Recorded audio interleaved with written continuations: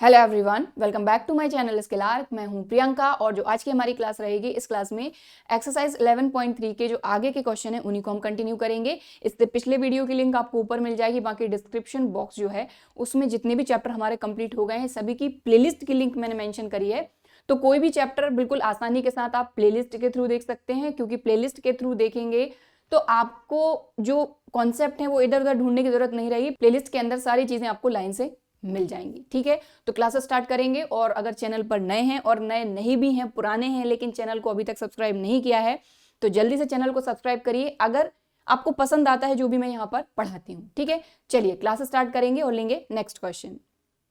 So next question है हमारा question number 11। Question number 11 में हमको बोला जा रहा है find the equation of the plane through the line of intersection of the planes this and this which is perpendicular to the plane this. तो देखिए यहां पर हमको ये चीज पता है कि दो प्लेन के इंटरसेक्शन से पास होने वाले प्लेन की इक्वेशन हम कैसे देंगे, और एक और चीज हमको दी गई है which is perpendicular to the plane this. और जो तीसरी चीज हमको दी जाती है, क्योंकि इससे पहले हमने जो क्वेश्चन नंबर 9 और 10 किए उसमें हमको एक पॉइंट दिया गया था और उस पॉइंट की हेल्प से हम लेमडा की वैल्यू फाइंड करते थे, राइट। तभी तो जाके यूनिक प्लेन की इक्वेशन फाइंड कर पाएंगे। तो सबसे पहले तो इन दोनों प्लेन के इंटरसेक्शन से पास होने वाला जो प्लेन है उसकी इक्वेशन हम फाइंड करते हैं।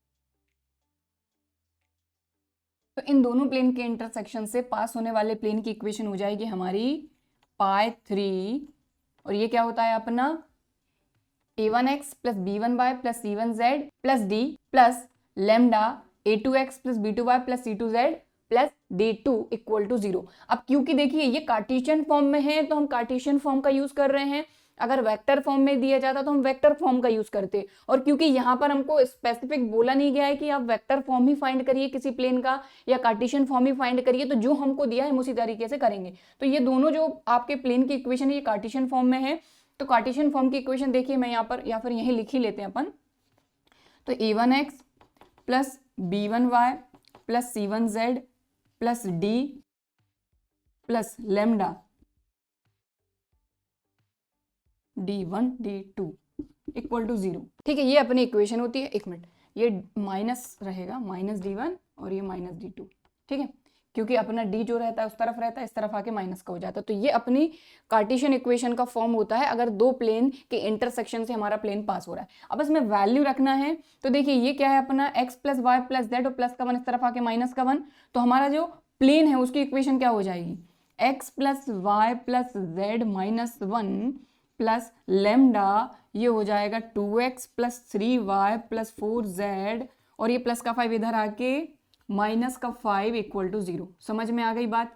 तो ये आपकी प्लेन की इक्वेशन है जो इन दोनों प्लेन के इंटरसेक्शन से पास हो रहा है। अब यहाँ पर एक चीज देखें, हमको ये बोला जा रहा है कि ये जो प्लेन है, ये अपनी इक्वेशन आई है, ये जो प्लेन है ये आपके इस प्लेन पर परपेंडिकुलर है। अब जब दो प्लेन परपेंडिकुलर होते हैं, ठीक है, तो कंडीशन क्या बनती है, मतलब दोनों प्लेन के बीच में 90 डिग्री का एंगल बनेगा, मतलब एंगल वाली कंडीशन आएगी। तो यहाँ पर क्या हो जाएगा, इस प्लेन और इस प्लेन के जो आपके डायरेक्शन रेशियोज रहेंगे उससे आपको मिल जाएगा a1a2 plus b1b2 plus c1c2 equal to 0। ये कंडीशन बनेगी जब दो प्लेन आपके परपेंडिकुलर होते हैं। ठीक है, तो सबसे पहले इसको थोड़ा सिंप्लीफाई कर लेते हैं अपन। तो x x वाले अलग कर लेंगे, y y वाले अलग, z z वाले अलग। तो यहां पर देखें ये x है और ये हो जाएगा 2 लैम्डा x। ठीक है, तो 1 प्लस 2 लैम्डा x। ठीक है, x और 2 लैम्डा x। ठीक, तो x दोनों में से कॉमन ले लिया, यहां बचा 1 प्लस 2 लैम्डा x। ठीक है, अब y 3y, लेकिन लैम्डा भी आएगा तो यहां आ जाएगा 1 प्लस 3 लैम्डा y। इसी तरीके से z और 4z, तो यहां पर हो जाएगा आपका 1 प्लस 4 लैम्डा z और -1 माइनस 5 लैम्डा। तो अपन क्या करते हैं, देखो इसमें भी माइनस है, इसमें भी माइनस है, दोनों में से माइनस कॉमन निकाल लेते हैं और ये हो जाएगा अपना 1 प्लस 5 लैम्डा इक्वल टू 0। ठीक है, ये अपनी आ गई इक्वेशन किस फॉर्म में, ax plus by plus cz और माइनस डी है, माइनस डी उधर जाके इक्वल टू डी। ठीक, तो ये अपनी उस प्लेन की इक्वेशन है जो इन दोनों प्लेन के इंटरसेक्शन से पास हो रहा है, और ये जो प्लेन है ये इस प्लेन पर परपेंडिकुलर है, और दो प्लेन अगर परपेंडिकुलर है मतलब उनके बीच में बन रहा है 90 डिग्री का एंगल। तो हमने कंडीशन पढ़ी थी कि अगर दो प्लेन परपेंडिकुलर हैं तो ये कंडीशन सेटिस्फाई होगी ही होगी। ठीक है, चलिए तो यहां से इसके डायरेक्शन रेशियोज फाइंड कर लेते हैं। तो डायरेक्शन रेशियोज ऑफ ये अपना पाई3 प्लेन है ना, प्लेन पाई3, तो आपका A1 1 + 2 lambda, A1 B1 C1, B1 1 + 3 lambda और C1 1 + 4 lambda. A1 B1 C1 मिल गया। ठीक है, और हमको ये बोला गया कि इस प्लेन पर परपेंडिकुलर है x - y + z plane, and since plane x - y + z = 0 is perpendicular to the plane पाई3। ये पाई3 प्लेन कौन सा है अपना, इन दोनों के इंटरसेक्शन पर जो प्लेन अपना है, तो जो अपन ने अभी फाइंड किया है। ठीक है, तो जब हमारा पाई3 प्लेन जो हमने फाइंड किया है वो और ये परपेंडिकुलर है, मतलब इनके डायरेक्शन रेशियो यानी इस तरीके से A1 A2 B1 B2 C1 C2 0 आएगा। ठीक है, तो देखो A1 B1 C1 तो हमने निकाल लिया हमारे पाई3 प्लेन से, इससे भी जो हमारा ये वाला प्लेन है इससे भी निकाल लेते हैं। तो यहाँ से A2 1 B2 -1 C2 1, भाई x का कोफिशिएंट 1, y का -1, z का 1। ठीक है, तो कंडीशन यही लगाते हैं। तो ठीक है, क्योंकि ये परपेंडिकुलर है इसलिए ये कंडीशन सेटिस्फाई होगी।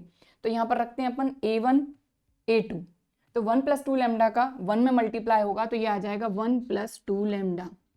ठीक, फिर B1 B2, तो ये B2 माइनस का है, B1 प्लस का है और 1 है, तो यही का यही आएगा, सिर्फ ये पूरा नेगेटिव हो जाएगा। तो ये हो जाएगा -1 -3 लैम्डा। फिर C1 C2, C1 है 1 + 4 लैम्डा और C2 +1, तो ये हो जाएगा आपका 1 + 4 लैम्डा = 0। ठीक है, और यहाँ से अपन थोड़ा और सॉल्व करते हैं तो लैम्डा की वैल्यू अपने को मिल जाएगी। तो आप ध्यान से देखो ये प्लस का 1 और माइनस का 1 तो गया, ये -3 लैम्डा, ये 4 लैम्डा, तो 4 में से 3 गया तो 1 लैम्डा बचा। 1 + 2 3 लैम्डा + 1, तो लैम्डा की वैल्यू आ गई -1/3, ये प्लस का 1 उधर गया, माइनस का 1 और ये 3 इधर चले गया, तो लैम्डा की वैल्यू आ गई -1/3। अब बस ये जो लैम्डा की वैल्यू है ना आप यहाँ रख दीजिए, आपको आपकी इक्वेशन मिल जाएगी किसकी, उस प्लेन की जो इन दोनों के इंटरसेक्शन से पास हो रहा है और इस प्लेन पर परपेंडिकुलर है। तो हम क्या कर रहे हैं, ये जो प्लेन पाई3 है हमारा, इसमें हम लैम्डा की वैल्यू रख देंगे और हमको हमारा प्लेन मिल जाएगा।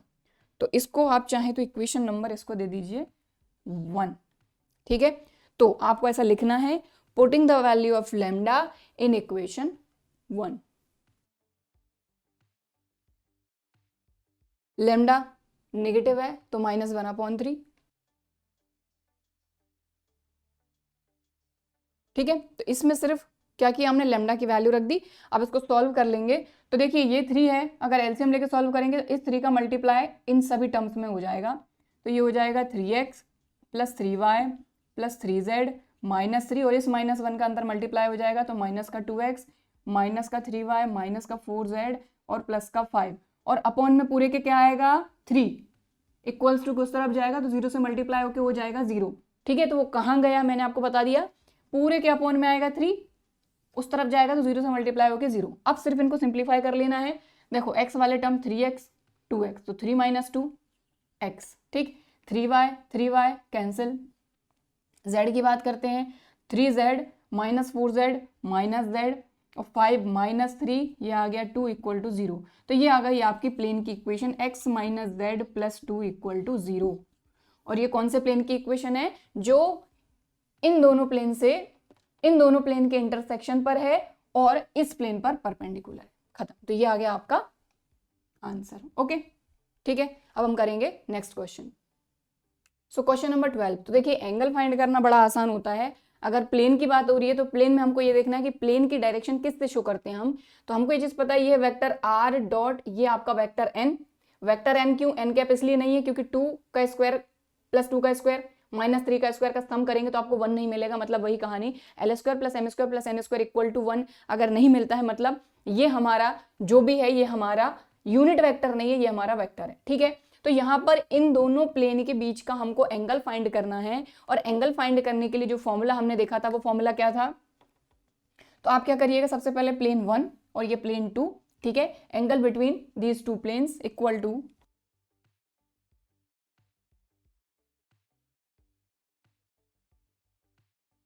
cos theta equal to modulus, देखिए vector n1 dot vector n2 upon magnitude of n1 magnitude of n2। ठीक है, और वेक्टर n का ही क्यों यूज कर रहे हैं, क्योंकि जैसा कि मैंने आपको बताया था कि अगर लाइन की हम बात करें तो लाइन की डायरेक्शन उसके पैरेलल जो वेक्टर होता था उससे हम शो करते थे। इसीलिए हमने देखा था कि अगर हमको दो लाइन के बीच का एंगल फाइंड करना होता था तो यहाँ पर हम वेक्टर b का यूज करते थे। इसी तरीके से प्लेन में प्लेन की डायरेक्शन जो है वो हम वेक्टर n से शो करते हैं, यानी इस पर परपेंडिकुलर वेक्टर से, इसीलिए इसका यूज आप देख रहे हैं इसका एंगल फाइंड करने के लिए किया जा रहा है। तो n1 n2 क्या हो जाएंगे, तो देखेंगे यहाँ पर n1 वेक्टर n1 ये हो जाएगा अपना 2i 2j minus 3k and vector n2 दूसरा अपना प्लेन ये रहा, ये हो जाएगा अपना 3i cap minus 3j cap plus 5k cap. ठीक है, चलिए तो अब इसमें वैल्यू रख देंगे अपन, तो ये हो जाएगा अपना cos theta equal to n1 dot n2, यानी इन दोनों का अपने को डॉट प्रोडक्ट करना है तो अपन यहाँ लिख लेते हैं, सिस्टमैटिक ही करते हैं, 2i plus 2j minus 3k cap dot 3i cap minus 3j cap plus 5k cap, ये bracket close upon vector n का मैग्नीट्यूड, तो मैग्नीट्यूड में हम क्या करते हैं रूट i का कॉफिशिएंट 2 2 2 जार 4, j का कॉफिशिएंट 2 2 2 जार 4 माइनस 3 का स्क्वायर माइनस माइनस प्लस 3 3 जार 9। ओके, चलो यहाँ पे आते हैं वेक्टर n2 का मैग्नीट्यूड, तो यहाँ पर 3 3 जार 9 माइनस 3 का स्क्वायर 9 प्लस 5 का स्क्वायर 25। ये अपने को मॉडुलस लगा के रखना है क्योंकि अगर इसकी नेगेटिव वैल्यू आएगी तो इससे बाहर आके ये हो जाएगा पॉजिटिव। ठीक है, चलिए तो अब आगे सॉल्व करते हैं, तो ये हो जाएगा आपका cos थीटा इक्वल टू इनका डॉट प्रोडक्ट 2 3 जार 6 i cap dot i cap 1 plus minus minus 2 3 जार आ जाएगा अपना 6, इसके बाद माइनस प्लस माइनस 3 5 जार 15 अपॉन यहाँ देखा जाए तो ये क्या हो जाएगा 17, 4 प्लस 4 8, 8 प्लस 9 17, ये हो जाएगा आपका 43। ठीक है, प्लस 6 से माइनस 6 कैंसिल, यहाँ पर क्या आ जाएगा आपका cos थीटा इक्वल टू और ये माइनस का 15 अपॉन, अब देखिए ये दोनों अपने स्क्वायर रूट के अंदर ही हैं तो स्क्वायर रूट के अंदर ही इन दोनों का मल्टीप्लाई कर देंगे तो ये हो जाएगा 731, ये मॉडुलस लगा रहने दीजिए और ये बाहर आएगा तो ये हो जाएगा आपका cos थीटा इक्वल टू बाहर आके ये हो जाएगा प्लस का 15 अपॉन 731 रूट के अंदर। क्लियर, और हमको चाहिए एंगल, तो थीटा इक्वल टू ये हो जाएगा cos इनवर्स 15 अपॉन रूट 731, ये आ गया आपका आंसर। ओके, तो क्वेश्चन नंबर 12 तो बड़ा ही आसान था, बस अपने को ये पता है कि ये फॉर्मूला है अपना, डॉट प्रोडक्ट करते अपने को आ गया, मैग्नीट्यूड निकालते आ गया, दैट्स इट, काम खत्म। ठीक है, अब हम करेंगे next question. So question number 13, so question number 13 में बोला जा रहा है in the following cases determine whether the given planes are parallel और perpendicular and in case they are neither find the angles between them. तो देखिए सीधी सी बात है, यहाँ पर हमको दो प्लेन दिए गए हैं और हालांकि इसमें कितने पार्ट हैं, A B C D E, 5 part हैं। हमने पहला पार्ट लिया है, पहले प्लेन को हमने दे दिया है प्लेन नंबर 1, दूसरे को प्लेन 2 यानी इक्वेशन नंबर 2। अब हमको ये बोला जा रहा है कि आप ये देखिए कि ये दोनों प्लेन पैरेलल हैं क्या, पैरेलल है मतलब इनके बीच में कोई एंगल नहीं बनेगा, तो बात वहीं खत्म हो गई। ठीक है, आगे आपको परपेंडिकुलर वगैरह चेक करने की जरूरत नहीं, पैरेलल है मतलब कोई एंगल ही नहीं बनना। अगर पैरेलल नहीं है तो परपेंडिकुलरिटी चेक करनी है कि क्या ये दोनों परपेंडिकुलर है, दोनों अगर परपेंडिकुलर है मतलब दोनों के बीच में बनेगा 90 डिग्री का एंगल, बात खत्म हो गई। लेकिन अगर ना ही पैरेलल है ना ही परपेंडिकुलर है तो उस कंडीशन में हमको इन दोनों प्लेन के बीच का एंगल फाइंड करना है, दैट्स इट। तो कर देते हैं, चलिए स्टार्ट करते हैं इसको। ठीक है, तो ए हम कर रहे हैं, इसको दे दिया प्लेन 1, इसको दे दिया प्लेन 2। पहले प्लेन की अगर बात करें तो हमको ये चीज पता है कि अगर दो प्लेन पैरेलल हैं तो पैरेलल होने के लिए जरूरी क्या होता है कि इन दोनों प्लेन के डायरेक्शन रेशियोज होने चाहिए प्रोपोर्शनल। ओके, चलो तो पहला जो प्लेन है इसका डायरेक्शन रेशियो यहां से मिलेगा, एक्स का कोफिशिएंट ये हो जाएगा a1, ये हो जाएगा b1, ये हो जाएगा c1। दूसरे प्लेन की बात करते हैं तो उसका डायरेक्शन रेशियो ये a2, ये b2, ये c2। ठीक है, एक मिनट, क्वेश्चन आई थिंक मैंने यहाँ 5 लिखना है, 5y, और यहाँ लिखना है 6z। ठीक है, चलो तो अब स्टार्ट करते हैं। तो यहां से अपना पहले प्लेन की बात करें तो from plane first a1, b1, c1। ठीक है, तो पहले प्लेन के डायरेक्शन रेशियो अपने हो गए। दूसरे प्लेन की बात करते तो उसके डायरेक्शन रेशियो a2, b2 और c2। ठीक है, और यहां पर हम कैपिटल लेटर से इनके डायरेक्शन रेशियोज को क्यों शो कर रहे हैं, क्योंकि जब लाइन और प्लेन एक साथ आते हैं तो वहां पर हम कंफ्यूज ना हो डायरेक्शन रेशियोज को शो करने के लिए, इसलिए हम क्या करते हैं कि लाइन के डायरेक्शन रेशियोज को स्मॉल a b c से शो कर देते हैं, प्लेन के डायरेक्शन रेशियोज को capital A, capital B, capital C ले लेते हैं। ठीक है, चलिए तो सबसे पहले हम ये देखेंगे कि ये दोनों प्लेन पैरेलल हैं या नहीं। चलिए,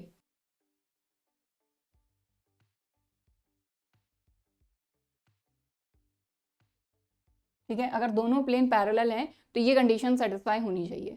तो ये हो जाएगा 7/3, 5/-1 और 6/-10। तो हम देख पा रहे हैं कि ये तीनों इक्वल नहीं है, विच इज नॉट ट्रू। इसलिए ये जो हमारे दोनों प्लेन है ये पैरेलल तो नहीं है। अब पैरेलल नहीं है मतलब इनके बीच में कुछ ना कुछ तो एंगल बनेगा ही बनेगा। ठीक है,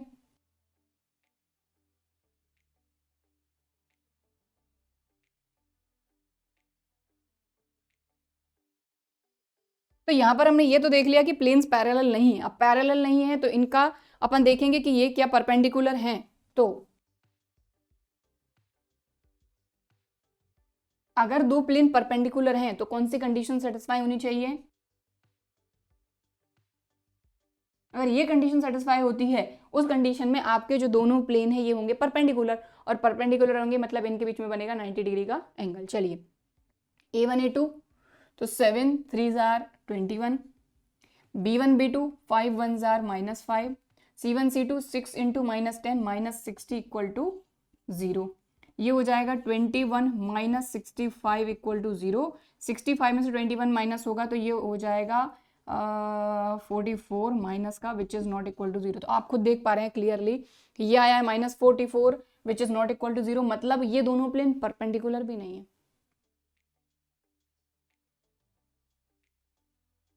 अब हमको ये बोला गया है कि अगर दोनों प्लेन पैरेलल भी नहीं है, परपेंडिकुलर भी नहीं है, तो इनके बीच में एंगल क्या बन रहा है? पैरेलल मतलब इनके बीच में कोई एंगल नहीं बन रहा, परपेंडिकुलर मतलब 90 डिग्री का एंगल बन रहा है, और अगर ये दोनों ही कंडीशन नहीं है तो क्या एंगल बन रहा है इनके बीच का एंगल? तो यहाँ पे फाइंड करते हैं अपन।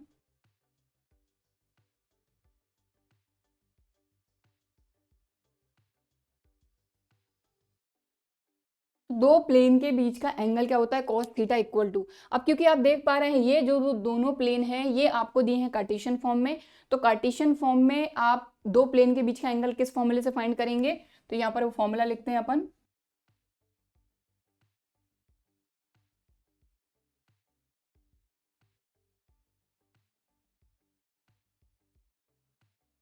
तो ये अपना फॉर्मूला होता है a1 a2 plus b1 b2 plus c1 c2 upon root a1 square plus b1 square plus c1 square root a2 square b2 square plus c2 square. ठीक है, तो बस यहाँ पर वैल्यूज पुटअप करेंगे। ठीक है, तो चलिए करते हैं। तो ये हो जाएगा अपना cos theta equal to a1 a2 यानी 3 7 21, b1 b2 -5, c1 c2 -60 upon root a1 square b1 square c1 square. तो a1 है 7 7 जार 49, 5 5 जार 25, 6 6 जार 36। यहाँ पर a2 स्क्वायर 3 3 जार 9, -1 का स्क्वायर 1, -10 का स्क्वायर 100, और ये अपने मॉडुलस के अंदर है, ताकि अगर कोई भी वैल्यू नेगेटिव आती है तो बाहर आके ये हो जाएगी पॉजिटिव। अब इसको सॉल्व करते हैं तो देखिए ये हो जाएगा आपका कॉस थीटा इक्वल टू, इसको अगर आप सॉल्व करते हैं तो ये हो जाएगा माइनस का 44, इसको ऐड कर देंगे तो रूट 110, ये भी हो जाएगा रूट 110, रूट 110 क्या हो जाएगा 110, तो 44 अपॉन 110, तो चाहो तो उसको कैंसिल आउट कर लो, देखो 2 11 से कैंसिल हो जाएगा, 11 4 जार 44, 11 1 जार 11 और ये 10, ठीक है। और बाहर आके मॉडुलस से ये हो जाएगा 4 अपॉन 10, तो 2 2 जार 4, 2 5 जार 10, यानी कि ये आ गया 2 अपॉन 5। तो ये आया है cos theta equal to 2 upon 5, लेकिन हमको एंगल चाहिए तो ये हो जाएगा theta equal to cos inverse 2 upon 5। तो ये आ गया आपका आंसर। इन दोनों प्लेन के बीच का जो एंगल है वो ये आ गया, क्योंकि ना ही ये प्लेन परपेंडिकुलर थे, ना ही ये दोनों प्लेन पैरेलल थे। बात समझ में आ गई? चलिए अब हम करेंगे इसका सेकंड पार्ट।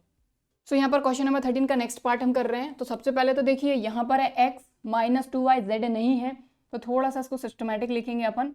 तो ये तो अपना है ही 2x plus y plus 3z minus 2 equal to, या फिर माइनस 2 को उस तरफ भेज दो तो ये हो जाएगा प्लस का 2। यहाँ से देखें तो ये हो जाएगा x माइनस 2y और z नहीं है मतलब 0z, और प्लस का 5 उधर जाके आपका माइनस का 5, ठीक है। तो यहाँ से अगर देखें और चाहें तो ये जो माइनस का 5 है उस तरफ भेज देंगे, तो ये क्या हो जाएगी आपकी इक्वेशन। यहाँ से तो अपन a1 b1 c1 निकाल लेते हैं, तो a1 हो गया 2, b1 हो गया 1, c1 हो गया 3, और ये माइनस को अपन इधर भेज रहे हैं तो ये माइनस हो गया, ये प्लस हो गया और ये माइनस, हालांकि ये तो 0 ही है तो कोई दिक्कत नहीं है, तो ये अपना हट गया। देखो तो यहाँ से अपना a2 क्या आ गया -1, b2 आ गया 2 और c2 है अपना 0, क्योंकि z वाला जो टर्म था वो था नहीं, मतलब उसका जो कॉफिशिएंट रहेगा वो रहेगा 0। ओके ठीक है, तो a1 b1 c1 a2 b2 c2 आ गया। अब हमको सबसे पहले ये देखना है कि क्या ये दोनों प्लेन्स पैरेलल हैं। तो आपको बिल्कुल सिस्टमैटिक करना है कि पैरेलल की कंडीशन ये है, परपेंडिकुलर की कंडीशन ये, अपन थोड़ा सा फटाफट से कर रहे हैं, ठीक है। तो देखिए सबसे पहले हम किस चीज को चेक कर रहे हैं, पैरेललिटी को। तो पैरेलल है या नहीं, तो इसके लिए जरूरी क्या है, a1 upon a2 equal to b1 upon b2 equal to c1 upon c2। तो 2 अपॉन -1, 1 अपॉन 2, 3 अपॉन 0। तो ये किसी भी कंडीशन में इक्वल तो होनी ही नहीं है, विच इज नॉट ट्रू, इसलिए ये पैरेलल नहीं है। So planes are not parallel, parallel नहीं है तो हम क्या चेक करेंगे, परपेंडिकुलरिटी। तो परपेंडिकुलर होने के लिए क्या जरूरी होता है अपना, a1 a2 plus b1 b2 plus c1 c2 equal to 0 आना चाहिए। तो a1 a2, a1 क्या है 2, a2 क्या है -1, तो 2 इंटू -1 -2, b1 b2 तो 2 1 jar 2, c1 c2 3 into 0 0 equal to 0, +2 -2 0, 0 + 0 मतलब 0 आ गया, मतलब ये दोनों आपस में क्या है, परपेंडिकुलर। बात खत्म, ठीक है। तो आगे सॉल्व करने की जरूरत नहीं, क्योंकि अगर ये दोनों प्लेन परपेंडिकुलर हैं मतलब इनके बीच का जो एंगल बनेगा वो 90 बनेगा। तो यहां लिख देंगे, दैट्स इट, खत्म, ठीक है। तो इसको नोट कर लीजिए वीडियो को पॉज करके। अब हम करेंगे इसका थर्ड पार्ट। सो यहाँ पर क्वेश्चन नंबर 13 का नेक्स्ट पार्ट सी। सबसे पहले हम ये देखेंगे कि ये पैरेलल है या नहीं। अगर पैरेलल है तो मतलब इनके बीच में कोई एंगल ही नहीं बनेगा, तो परपेंडिकुलर और एंगल फाइंड करने पे तो जाना ही नहीं है, ठीक है। चलिए तो यहाँ पर देखेंगे, तो जो अपना पहला प्लेन है प्लेन 1 और ये रहा अपना प्लेन 2। प्लेन 1 की बात करते हैं, तो फ्रॉम प्लेन 1 यहाँ से अपने को मिलेगा a1 b1 c1 2 - 2 4, और प्लेन 2 से मिलेगा अपने को a2 b2 c2, तो ये 3 - 3 और 6, ठीक है। अब ये देखेंगे कि ये दोनों प्लेन सबसे पहले तो पैरेलल है या नहीं। तो अगर दोनों प्लेन पैरेलल है मतलब इनके जो डायरेक्शन रेशियोज हैं वो होने चाहिए प्रोपोर्शनल, ठीक है।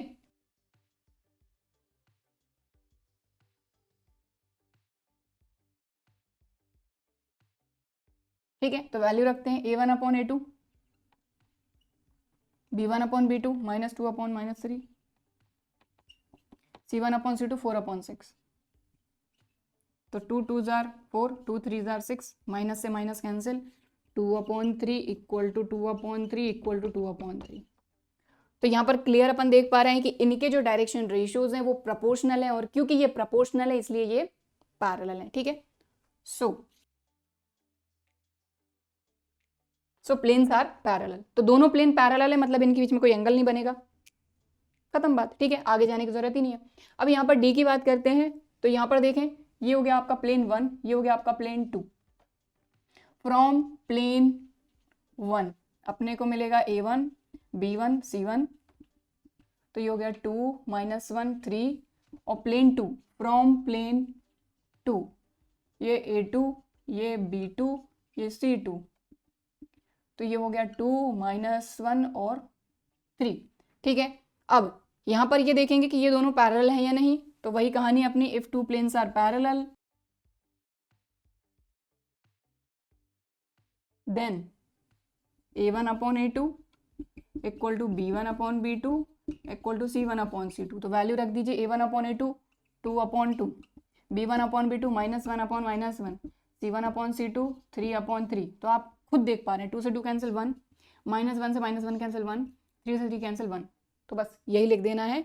सो प्लेन्स आर पैरेलल, और पैरेलल है मतलब इनके बीच में कोई एंगल नहीं बनेगा। तो यहाँ पर क्वेश्चन नंबर 13 का सी, इसमें भी दोनों प्लेन पैरेलल हैं।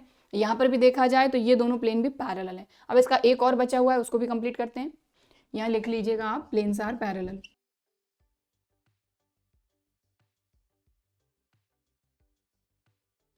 चलिए इसको सॉल्व करेंगे, क्वेश्चन नंबर 13 का लास्ट। तो यहाँ पर ये हमारा प्लेन 1, ये है प्लेन 2। सबसे पहले देखेंगे कि क्या ये दोनों प्लेन्स हमारे पैरेलल हैं। तो पैरेलल अगर चेक करना है तो यहाँ से भी आप डायरेक्ट चेक करते हैं। देखो 4/0 0, 8/1 1/1, मतलब ये पैरेलल तो नहीं है अगर डायरेक्ट चेक करना है तो। बट अगर आपको क्वेश्चन सॉल्व करने के लिए आया है कि पैरेललिटी चेक करिए, परपेंडिकुलरिटी चेक करिए, तो पूरा आपको जैसे हमने फर्स्ट पार्ट इसका किया था पूरा का पूरा सॉल्व करके आपको बताना पड़ेगा। ठीक है, चलिए तो करते हैं। सबसे पहले पैरेलल हम बताएंगे, तो पैरेलल तो ये नहीं है, हमको देखकर ही पता चल गया। 1/1 1, 8/1 और 4/0, क्योंकि x नहीं है, तो x नहीं है मतलब 0 × x। ठीक, तो पहला जो प्लेन है इससे अपने को मिल जाएगा A1 B1 C1, तो 4 8 1। दूसरा प्लेन जो इससे अपने को मिल जाएगा A2 B2 C2, तो x नहीं है मतलब 0 y 1 z 1। ठीक है, अब सबसे पहले हम चेक कर रहे हैं इसकी पैरेललिटी, तो मैं थोड़ा सा डायरेक्ट कर रही हूं। A1/A2 equal to B1/B2 equal to C1/C2, which is not true, इसलिए ये पैरेलल नहीं है। ठीक है, आपको वैसे ही करना है जैसे सिस्टमैटिक करना है, हमने पहला क्वेश्चन किया था। ठीक है, अब परपेंडिकुलरिटी की बात करते हैं। तो इसके लिए जरूरी क्या है, A1A2 plus B1B2 plus C1C2 equal to 0 आना चाहिए। तो A1A2 B1B2 plus C1C2 equal to क्या आना चाहिए, 0। तो 4 × 0 0, 8 1 8, 1 × 1 1, तो 9 0 के इक्वल है, नहीं है। तो planes are not perpendicular, perpendicular भी नहीं है। अब पैरेलल भी नहीं है, परपेंडिकुलर भी नहीं है, तो हमको सीधा सा पता है कि अगर इनके बीच में जो भी एंगल बन रहा है वही हमको फाइंड करना। तो चलिए करते हैं।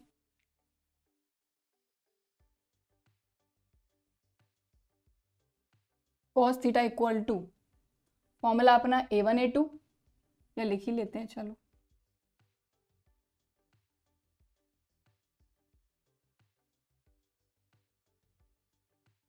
ठीक है, बस इसमें वैल्यू रख दीजिए, सॉल्व कर दीजिए। तो देखिए A1A2 4 × 0 0, B1B2 8 1 8, C1C2 1 × 1 1 upon A1 square B1 square C1 square, तो 4 4 16, 8 8 64, 1 का स्क्वायर 1, 0 का स्क्वायर 0, 1 का स्क्वायर 1, 1 का स्क्वायर 1। तो ये हो गया 9 अपॉन, ये अपना कितना हो गया 60 70 80 81, और ये हो गया √2। ठीक है, और 81 का स्क्वायर रूट अपने को पता है ये होता है 9 9 81 यानी 9√2, ठीक है। और पॉजिटिव है तो मॉडुलस से बाहर आ ही जाएगा, 9 से 9 कैंसिल, तो ये आ गया आपका cos थीटा इक्वल टू 1/√2। अब ये वैल्यू ऐसी है जो अपन पहचानते हैं, 1/√2 cos के कितने थीटा पर वैल्यू होती है 45, ठीक है। तो ये हो जाएगा, देखो cos थीटा इक्वल टू ये हो जाएगा cos 45 डिग्री, ठीक है। तो थीटा आ जाएगा 45 डिग्री, खत्म। क्लियर, समझ में आ गई बात। तो इस तरीके से क्वेश्चन नंबर 13 के सारे पार्ट हमने कर लिए हैं, ठीक है। और आई होप आपको समझ में आ गया होगा कि करना क्या था। हमको दो प्लेन की परपेंडिकुलरिटी चेक करनी थी, पैरेललिटी चेक करनी थी, कि अगर दो प्लेन पैरेलल हैं तो आगे नहीं जाना है, अगर पैरेलल नहीं है तो परपेंडिकुलर चेक करना है, और अगर पैरेलल परपेंडिकुलर दोनों ही नहीं है तो इनके बीच का एंगल हमको फाइंड करना था, ठीक है। अब हम करेंगे next question. So next question number 14। तो क्वेश्चन नंबर 14 का फर्स्ट पार्ट लिया है और यहाँ पर हमको बोला गया है, यहाँ पर जो भी पॉइंट दिया गया है उस पॉइंट की इस प्लेन से हमको डिस्टेंस फाइंड करनी है। तो देखिए इसका फॉर्मूला हमने पढ़ा था, क्योंकि ये कार्टेशियन फॉर्म में है तो हम कार्टेशियन फॉर्म वाला ही फॉर्मूला लगाएंगे। अगर यहाँ पर वेक्टर फॉर्म दिया जाता तो वेक्टर फॉर्म लगाते, ओके चलो। तो ये जो पॉइंट है ये हमारा हो जाएगा x1 y1 z1, और इस प्लेन को थोड़ा सिस्टमैटिक लिख लेते हैं, 3x - 4y plus 12z plus का 3 इधर आके माइनस का 3 इक्वल टू 0। अब इस पॉइंट से इस प्लेन की अगर डिस्टेंस हमको बतानी है तो ये क्या हो जाएगा,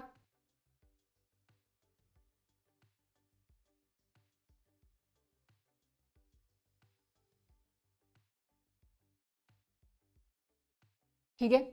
इस पॉइंट से इस प्लेन की डिस्टेंस का जो फॉर्मूला होता है वो होता है हमारा ax1। देखो प्लेन में हमको x y z दिया होता है, लेकिन इस पॉइंट से इस प्लेन की डिस्टेंस फाइंड करेंगे तो x y z की जगह पे ये पॉइंट आएगा हमारा x1 y1 z1, ax1 by1 cz1 minus d upon a square plus b square plus c square. बस इसमें वैल्यू रख दीजिए, ठीक है, तो अपना काम बन जाएगा। तो यहां से देखिए a क्या है अपना 3, x1 क्या है अपना 0 प्लस b -4, तो प्लस माइनस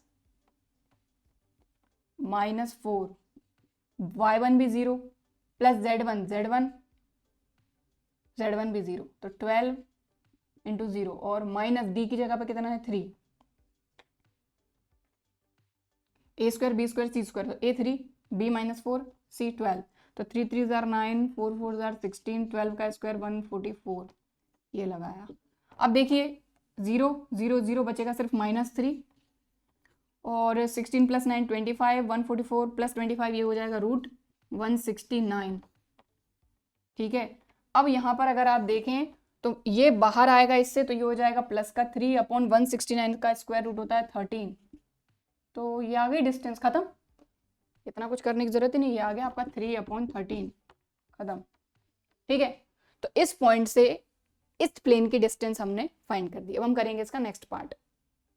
तो यहाँ पर क्वेश्चन नंबर 14 का नेक्स्ट पार्ट बी। तो देखिए हमेशा यहाँ पर इस फॉर्मूले में जब आप वैल्यू रख रहे हैं तो एक चीज का ध्यान दें, क्योंकि कई जगह आप देखेंगे यहाँ -d है, कई जगह +d है, तो इस चीज का ध्यान रखना है कि जो आपकी ये इक्वेशन दी है ना, ये इक्वेशन आप इसको पूरा का पूरा d को भी इधर ले आइए और ऐसी की ऐसी इक्वेशन आप यहाँ पर चिपका दीजिए, फॉर्मूले पे आप मत जाइएगा। मैं यहाँ पर यही चीज बोलूंगी आपको। कई जगह आप देखेंगे यहाँ +d है, यहाँ माइनस। अब फॉर्मूले के हिसाब से यहाँ पर -d क्यों है, क्योंकि हम क्या पढ़ रहे हैं यहाँ पे, ax plus by plus cz equal to d, ये हमने पढ़ा है। अब यहाँ पर अगर d हमारा नेगेटिव है इस तरफ आके प्लस का हो सकता है, और अगर पॉजिटिव है तो इस तरफ आके नेगेटिव हो सकता है। तो इसलिए इस चीज का ध्यान देना है कि अगर इसको अपन लिख रहे हैं तो अपन कैसे लिख रहे हैं, ax plus by plus cz, और d इधर आके -d हो जाता है, और इक्वल टू 0।